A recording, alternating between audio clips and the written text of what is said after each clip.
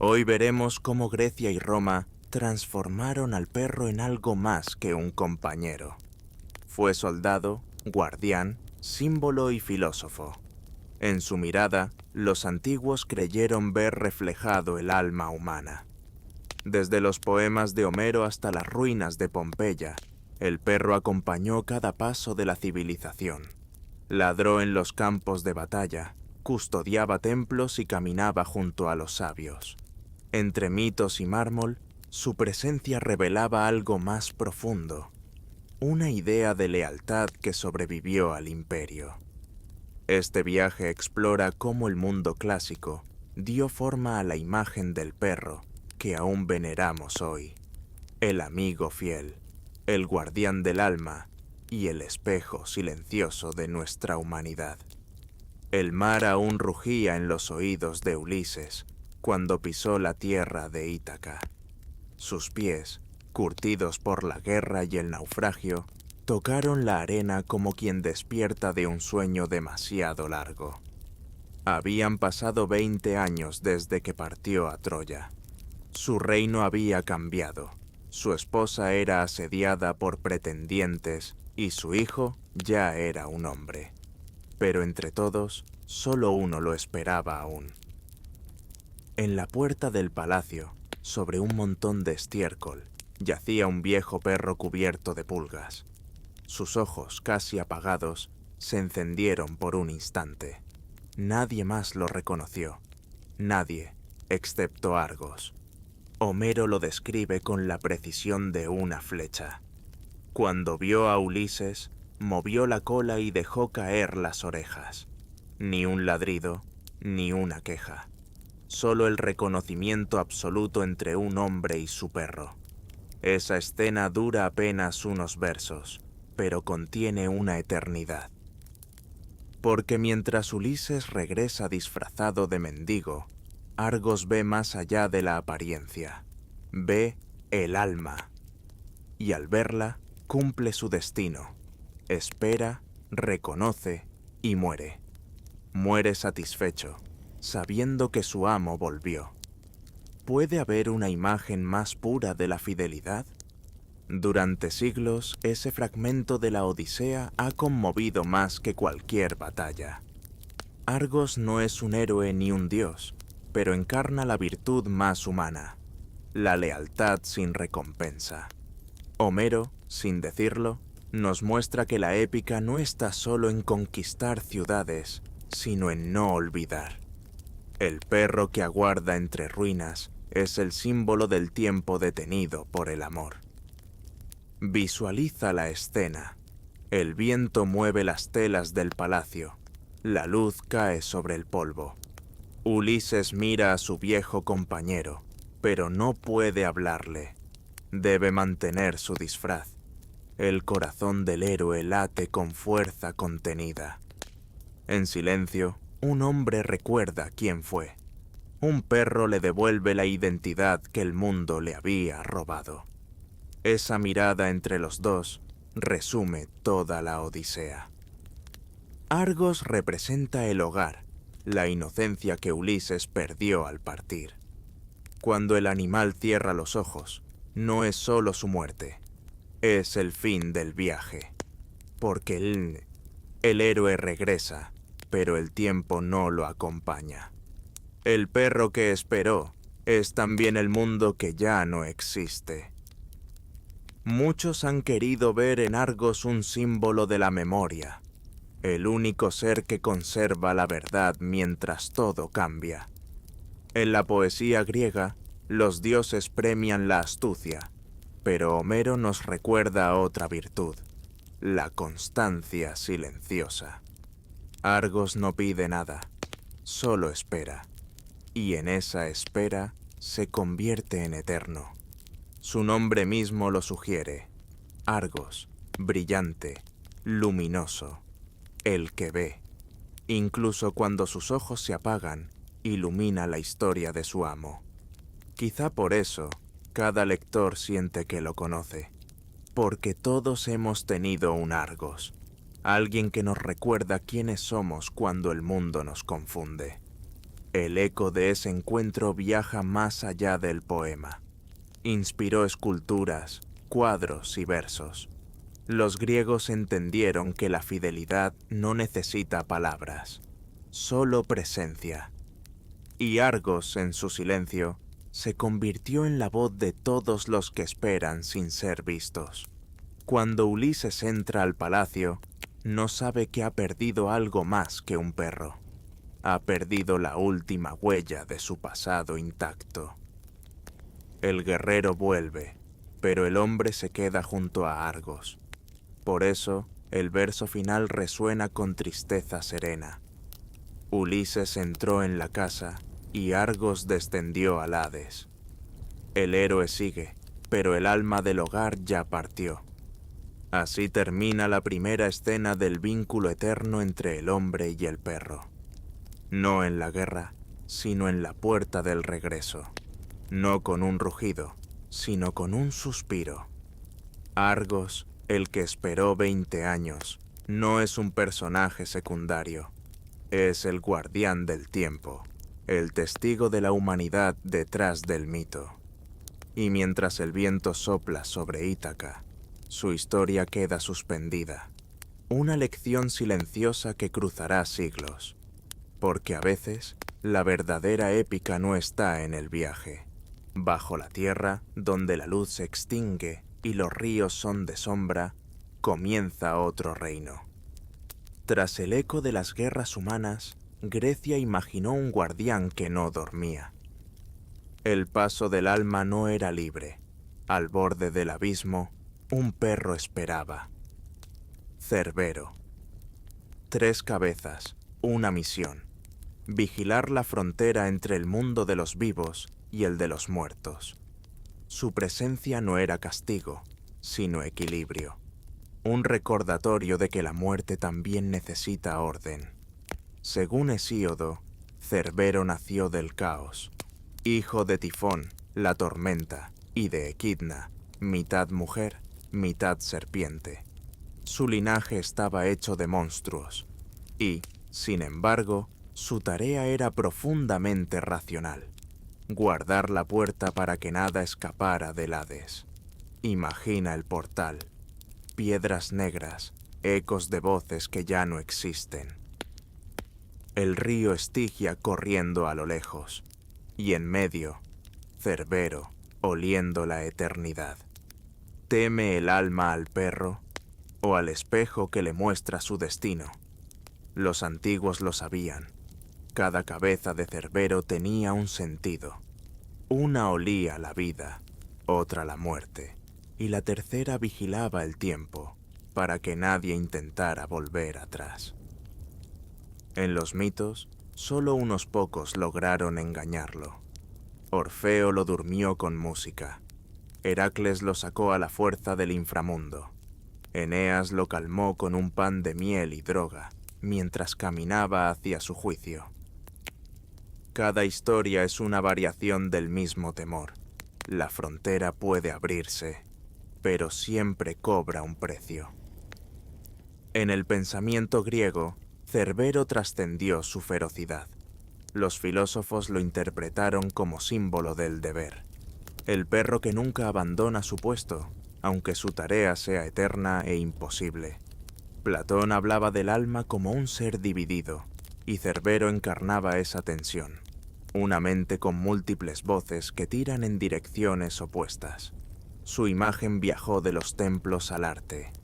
En cerámicas, mosaicos y esculturas, Cerbero ya no era solo terror, sino un recordatorio del límite. Los hombres que lo esculpían no temían su forma, la respetaban, porque sabían que sin guardianes, el mundo se desborda. Virgilio lo describió como un monstruo que ruge con 3 gargantas, pero también como un juez silencioso. No perseguía a los vivos, solo cumplía su papel, impedir que los muertos olvidaran su lugar. En su fidelidad al deber, los romanos vieron virtud. El guardián del Hades era, en cierto modo, un soldado del orden cósmico. Y así, el perro del inframundo se volvió metáfora. la de un límite que no debe cruzarse, la de las fuerzas que, sin ser malvadas, protegen el equilibrio. Cerbero no encarna el mal, encierra lo inevitable, y en su vigilancia el hombre comprendió algo esencial, que la eternidad también necesita guardianes. Entre sombras y fuego, Cerbero sigue ahí, no para asustar, sino para recordar que cada puerta tiene su guardián y cada alma su frontera. Pero la épica no solo se jugaba en las fronteras de la muerte. En la superficie, los hombres también forjaron a sus propios guardianes, criaturas reales, temibles y leales. En las colinas del Epiro, donde el viento corta como filo de lanza, nació una leyenda. Allí, entre pastores y guerreros, surgieron los molosos, perros enormes, de pecho ancho y mirada firme. No eran simples guardianes, eran centinelas de reyes, protectores de ejércitos, sombras vivientes en los campos de batalla. Los antiguos griegos los criaban con un solo propósito: resistir. Resistir el hambre, el frío y la muerte. Se decía que un moloso no retrocedía ni ante el rugido de un león. Su mordida podía romper huesos, su lealtad desafiar imperios. ¿Qué otra criatura podía marchar junto a los hoplitas, sentir el miedo humano y no ceder? Alejandro Magno los llevó en sus campañas. En las rutas de Persia, los molosos corrían al frente de la falange. Se lanzaban contra caballos enemigos, desgarrando el caos con colmillos y furia. Algunos historiadores cuentan que un solo perro podía derribar a un guerrero armado. Otros, que dormían a los pies del rey, vigilando incluso sus sueños. En las arenas del circo romano, su destino cambió. La guerra se volvió espectáculo. Los molosos, cubiertos con armaduras de bronce, enfrentaban toros, leopardos y prisioneros. El público rugía, pero sus ojos seguían siendo los mismos. Fríos, atentos, fieles a su entrenamiento. Cada combate era una danza de fuerza y obediencia, una prueba de lo que el hombre podía moldear y perder. Los romanos los veneraban y temían. Plinio el Viejo los describió como criaturas divinas, nacidas para el combate. En los campamentos legionarios, dormían junto a las tiendas, oliendo la noche en busca de intrusos. Cuando un moloso ladraba, ningún soldado dudaba. Algo se acercaba. Eran alarma, compañía y arma viva. Pero había otro rostro detrás de la ferocidad. Los pastores del Epiro seguían criándolos, no para matar, sino para proteger. Entre rebaños y lobos, su instinto permanecía noble. El moloso no atacaba sin razón. Sabía cuándo actuar y cuándo esperar. Su fuerza era disciplina, su silencio, sabiduría. Los poetas de Roma lo mencionaban con respeto. Virgilio lo incluyó en sus versos como guardián del campo y símbolo del deber. En mosaicos y esculturas, su figura se multiplicó. Un cuerpo poderoso, un cuello ancho, una mirada que parecía entender la eternidad. ¿Era un perro o un espejo del alma del guerrero? El tiempo no borró su legado. De los molosos nacieron los mastines, los dogos y los rottweilers. Cada uno lleva en su sangre un eco antiguo: la lealtad del soldado, el temple del pastor, la dignidad del guardián. Su herencia atraviesa siglos como una marcha silenciosa que no se detiene. En los campos donde lucharon, aún se hallan inscripciones que los nombran. A mi compañero fiel, dice una lápida en mármol desgastado. No menciona hazañas, ni victorias.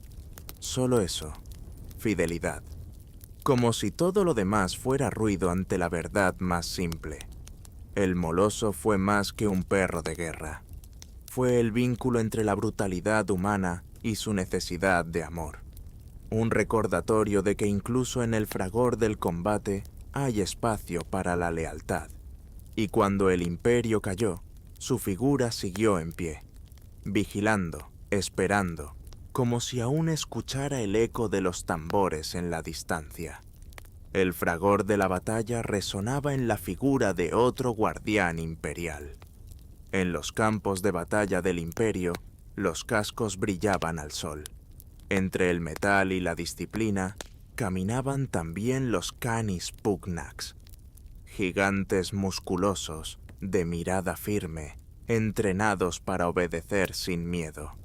Roma no solo conquistaba tierras, domesticaba el poder mismo, y lo hacía ladrando.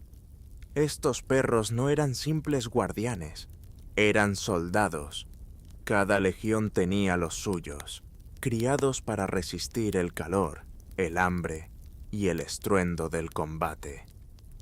Algunos llevaban armaduras de cuero reforzado, otros collares de pinchos para defenderse de lanzas y jabalinas. ¿Qué tan fiel puede ser un compañero cuando la guerra lo convierte en arma?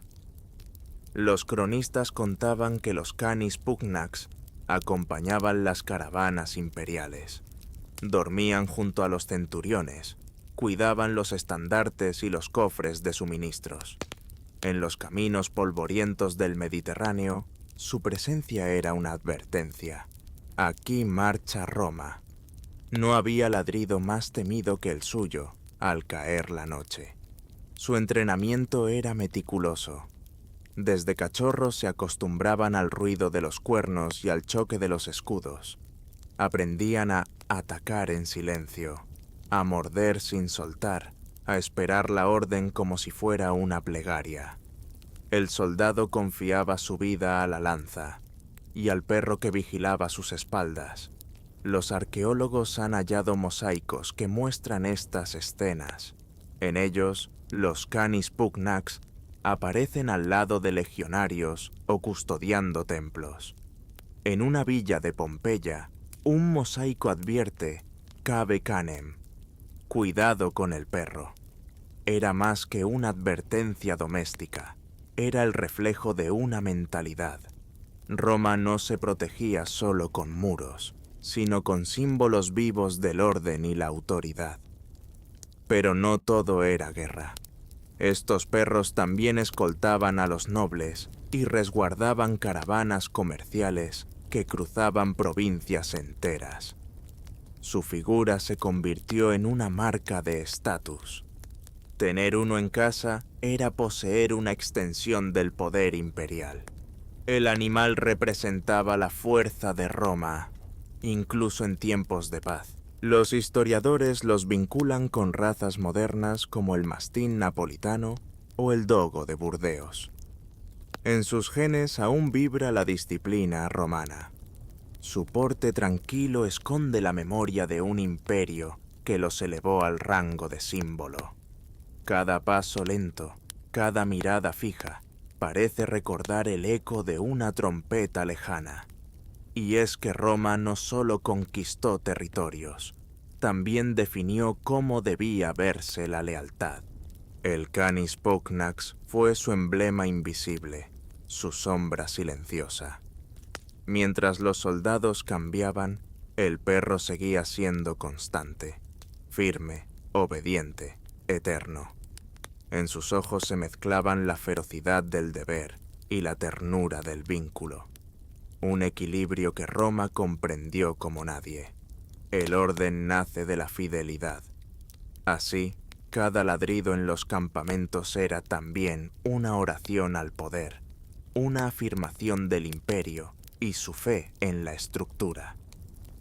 Al final, cuando las legiones desaparecieron y las ciudades callaron, muchos de estos perros quedaron atrás, convertidos en guardianes de ruinas.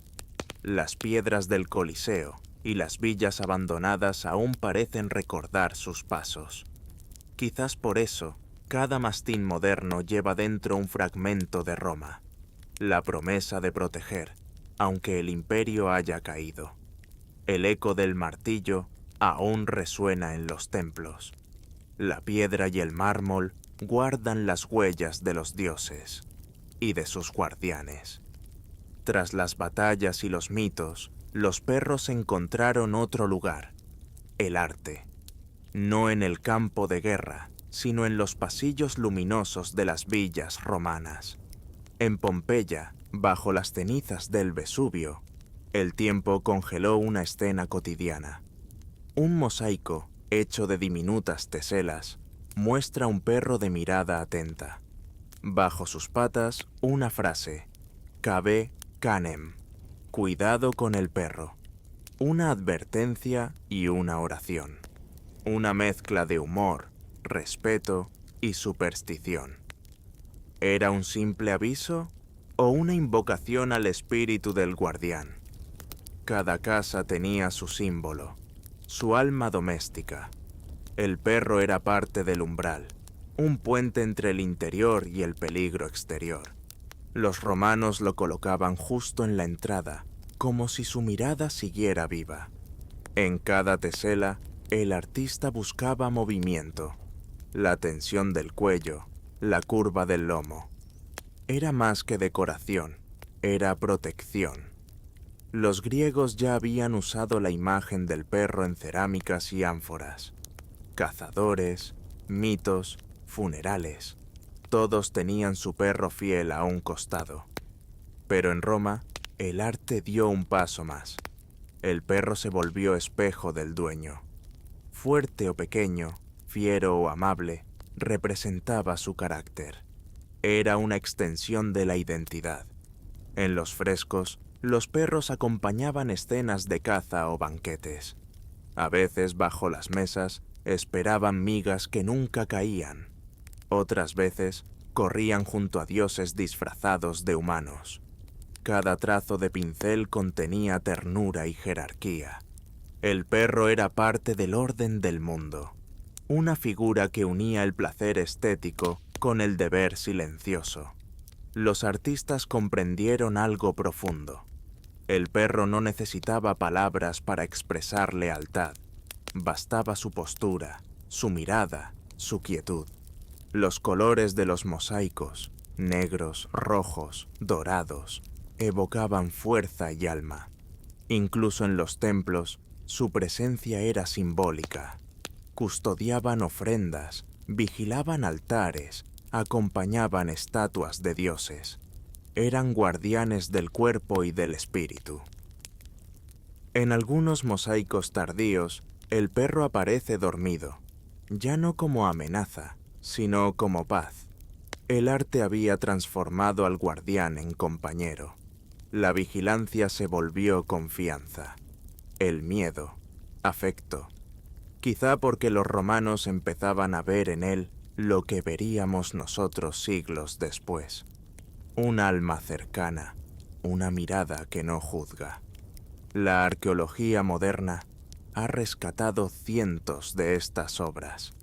En ellas, el tiempo no borró la emoción. Cada mosaico es una ventana a una casa viva, a un hogar donde el perro era pintura, pero también familia, donde el arte no solo embellecía, sino protegía. Así, entre frescos y piedras, el guardián halló su eternidad. Ni espada ni cadena. Su deber ahora era el arte. Y desde esas paredes silenciosas, sigue observando, esperando la siguiente historia que lo devuelva al mito. Porque el perro, incluso inmóvil, nunca deja de vigilar. Esa vigilancia artística, silenciosa y constante, pronto encontró su eco en las ideas.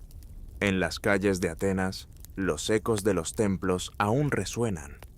Pero entre escultores y guerreros, surge una nueva raza, los pensadores. Y con ellos, una pregunta que atraviesa siglos. ¿Tienen alma los animales? Sócrates, con su voz serena, encontraba en los perros una lección moral. Decía que su lealtad no nace del miedo, sino del reconocimiento del bien. Observaba cómo distinguían entre amigo y enemigo, sin enseñanza previa. Para él, la virtud era natural, como el instinto que guía al perro hacia su amo. ¿Acaso, entonces, el alma no hablaba también a través del instinto? Aristóteles, más sistemático, miró a los animales con ojos de científico. Clasificó especies, analizó comportamientos y estableció jerarquías del alma. El perro, decía, posee alma sensitiva. Siente, recuerda y aprende, pero carece de razón, el don reservado al hombre. Sin embargo, su afecto, su memoria, quilla y su obediencia desafiaban esa frontera. ¿Dónde termina la sensación y comienza el pensamiento? En los jardines de la academia, los discípulos discutían entre sombras. Algunos veían en los animales una chispa divina, otros simples autómatas. El perro, siempre presente, era más que un ejemplo. Era una presencia viva. Guardaba las puertas del conocimiento, acompañaba a los sabios en sus paseos y, sin saberlo, se convertía en símbolo del alma que no necesita palabras. Siglos después, Diógenes de Sinope rompería con todo. Rechazó el lujo, la política y la hipocresía de su tiempo. Eligió vivir como un perro. Dormía en las calles, comía lo que encontraba y ladraba contra la falsedad humana. De ahí su apodo, el cínico, del griego kínikos, perruno. Para él, el perro era el verdadero filósofo, libre, sincero y ajeno a las apariencias. ¿No era más sabio quien vivía con autenticidad que quien solo la predicaba? Los discípulos lo observaban con asombro y desprecio, pero su mensaje era claro. El hombre se ha alejado de su naturaleza y el perro, sin pretenderlo, la conserva intacta. Así, la figura del can pasó de símbolo doméstico a emblema moral. No solo cuidaba hogares, también custodiaba ideas. Los estoicos retomaron esa visión. Creían que el alma animal formaba parte del mismo orden universal. Todo ser, decían, cumple su papel en la armonía del cosmos. El perro, fiel a su deber, era reflejo de esa virtud silenciosa. Vivir conforme a la naturaleza, sin miedo, sin orgullo, sin máscara. Una lección que muchos hombres aún no aprendían. Con el paso del tiempo, esas reflexiones moldearon la ética occidental. Del instinto de Sócrates, la razón de Aristóteles y la libertad de Diógenes, nació una imagen compleja, el perro como espejo del alma humana. Fiel, racional o salvaje, según el filósofo que lo mire. En los mármoles del ágora y las palabras de los sabios, el perro dejó de ser simple compañía. Se volvió metáfora del bien, del deber y de la verdad desnuda. Mientras el hombre buscaba la sabiduría, el perro la encarnaba en silencio. Y así, entre filosofía y ladridos, Atenas encontró un nuevo guardián, no de templos, sino del espíritu.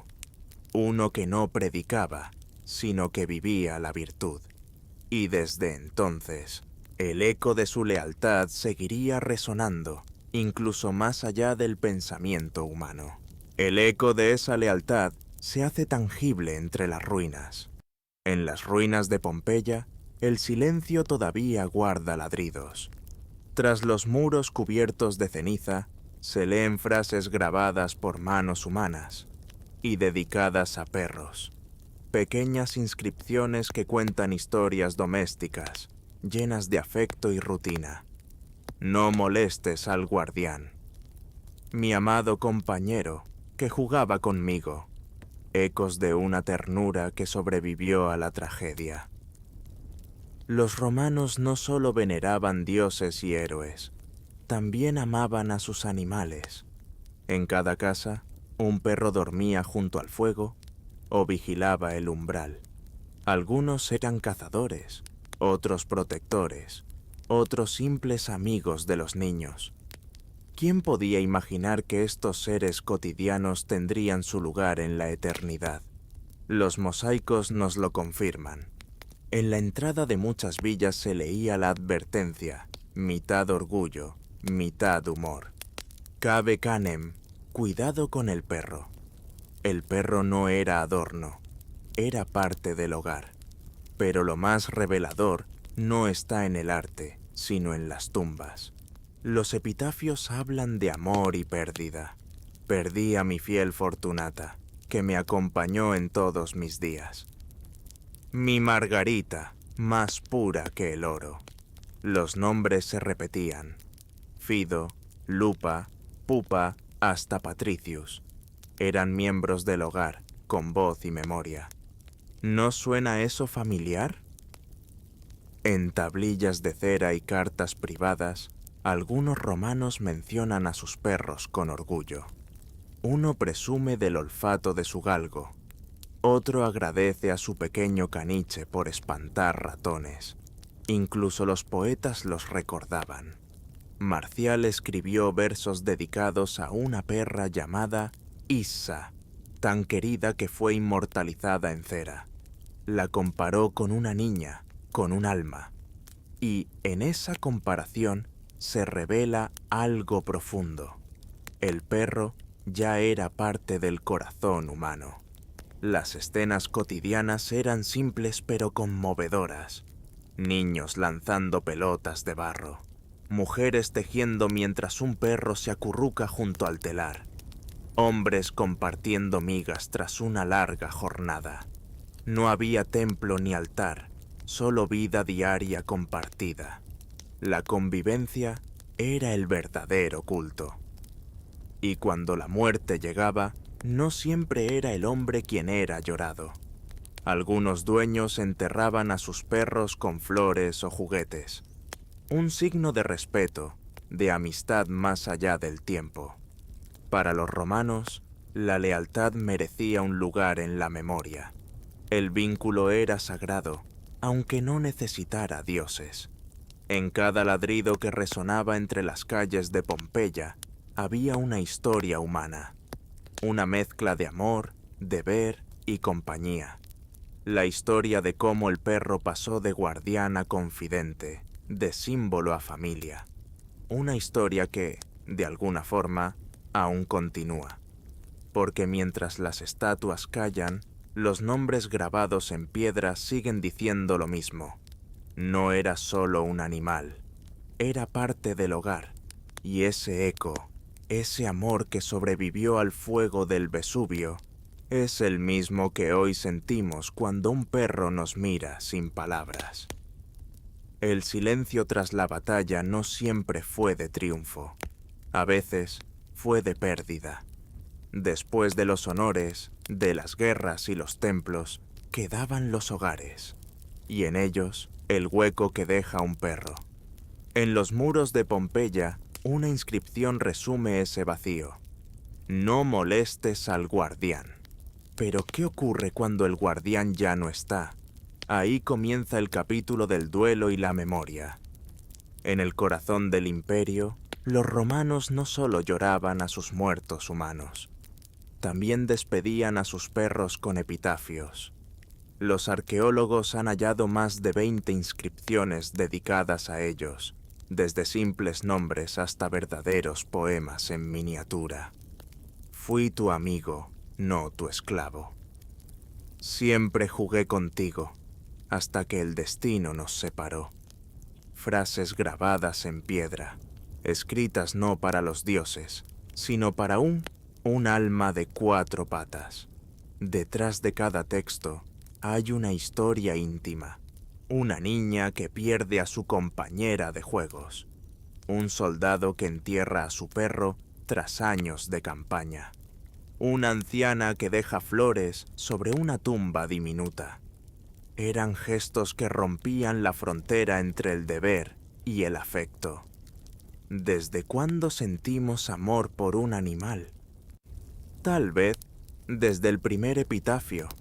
En Roma, el luto era ritual y público, pero el luto por un perro era distinto, más silencioso, más personal.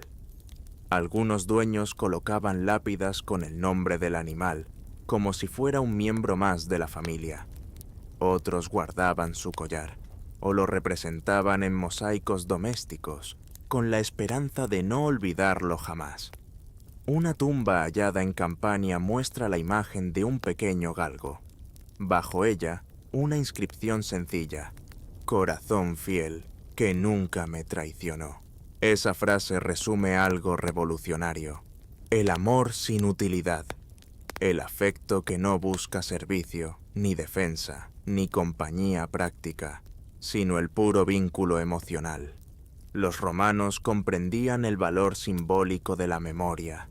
Recordar era una forma de mantener vivo lo que amaban. Por eso, muchas lápidas incluían el deseo de reencuentro. Que el viento te lleve donde volveré a verte. Esa esperanza, grabada hace 2000 años, sigue resonando con ternura humana. Imagina a un artesano tallando esas letras. Cada golpe del cincel era también una despedida. Cada palabra, un intento de detener el tiempo. El mármol no lloraba, pero el que lo escribía sí. Hoy, esos epitafios sobreviven como cápsulas de sentimiento.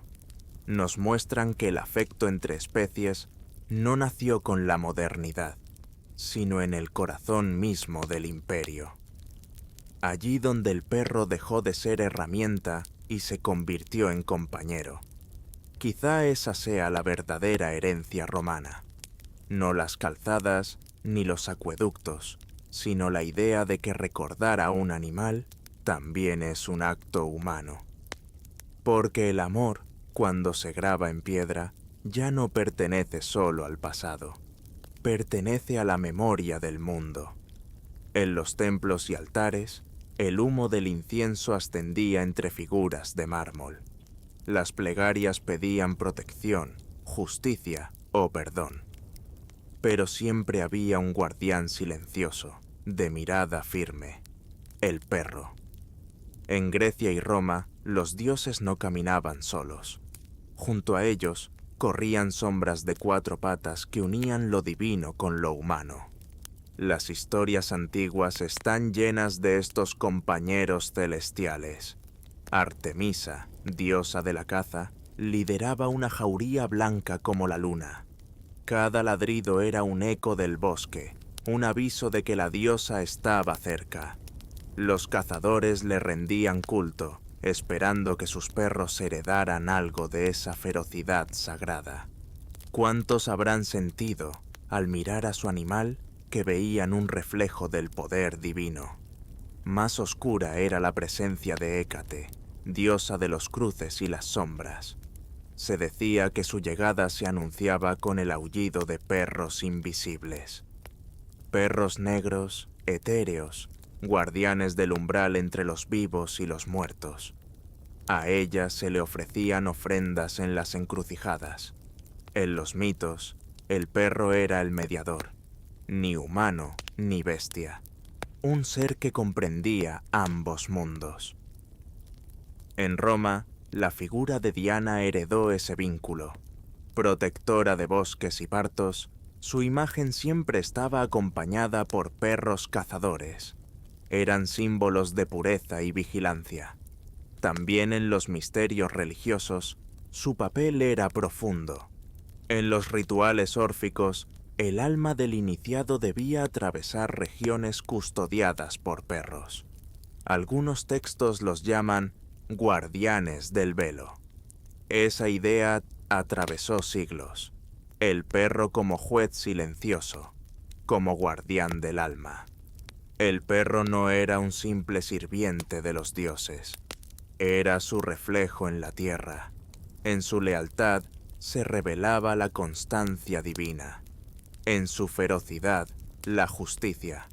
En su mirada, el misterio de lo eterno. Por eso, incluso los mortales buscaban imitarlo. Los filósofos hablaban de la virtud del perro. Vivir con claridad, sin máscaras, obedeciendo solo a la verdad interior. Así, entre rezos y ladridos, se construyó una espiritualidad compartida, un pacto entre el alma humana y la naturaleza, porque cuando el hombre miraba a su perro, no veía un animal, sino un puente, una chispa del fuego sagrado que animaba a dioses y criaturas por igual. El eco de esos mitos aún resuena. En cada perro que vigila la noche hay un fragmento de Hécate.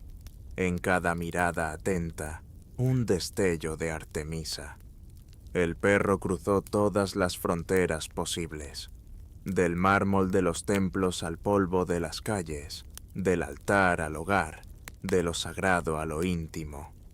En cada espacio, conservó su papel de guardián y compañero. Para los antiguos, su presencia era una constante, un hilo que unía la vida y la fe, lo divino y lo humano. En esta etapa de la historia, el perro ya no pertenece solo a los dioses o a los héroes. Es parte del pueblo, del filósofo y del campesino. Un símbolo universal de protección y compañía. Las piedras de Pompeya aún conservan el cambio que lo llevó a su siguiente fase. Entre las ruinas, mosaicos y epitafios hablan de un nuevo vínculo. Fui tu amigo, no tu esclavo, se leen en una lápida. No es la voz de un dios ni de un guerrero, es la de un hombre despidiéndose de su compañero. ¿Cuándo empezó el amor a reemplazar al deber? En la Roma tardía, el perro aparece en escenas domésticas. No solo cuida puertas o acompaña cazas, ahora juega con niños y duerme junto al fuego. Su cuerpo, antes símbolo de fuerza, se vuelve imagen de ternura. Los artistas lo retratan pequeño, dormido, casi humano. Ya no es un soldado, sino parte de la familia. Ese cambio no fue casual. Roma estaba envejeciendo. Las guerras disminuían y la vida urbana ganaba espacio. Los perros, testigos de ese mundo en transformación, se adaptaron al corazón del hogar. Su lealtad seguía intacta, pero su misión era otra: acompañar, consolar, amar. Las tumbas romanas del siglo IV cuentan historias enteras de afecto. La relación que nació en los campos de batalla terminaba en la paz del hogar. El perro seguía siendo guardián, pero ya no de muros, sino de recuerdos. En los textos cristianos tempranos también aparece su sombra. San Roque es retratado con un perro que le lleva pan durante la peste. El animal ya no es símbolo de violencia o servidumbre, sino de compasión. Y mientras la filosofía debatía sobre la naturaleza humana, el perro resolvía en silencio lo que los sabios discutían. No necesitaba razón para amar.